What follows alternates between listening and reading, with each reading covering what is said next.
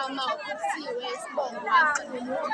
Namhlanje sivunule isikotshi day 4 saqala ngo-day 1 Sunday, saqala ngopinki, salandela ngegwababa,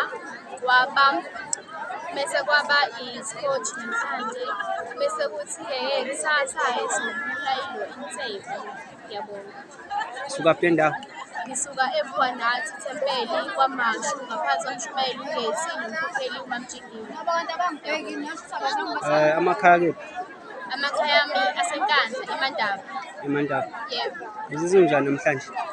Ngijabule kakhulu, angikaze ngijabule kanje but namhlanje ngizizwa ngi-right.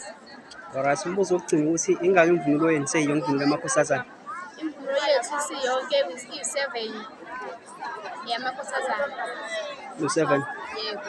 Alright, zikhona ezinye insuku enisazosina ngazo, kusasa niyasina? Yebo, zikhona ikusasa. Yokugcina insepho. Insepho yokugcina? Yebo. Alright, sibongile, ngiyabonga kakhulu, inkosi ikubusise. Amen.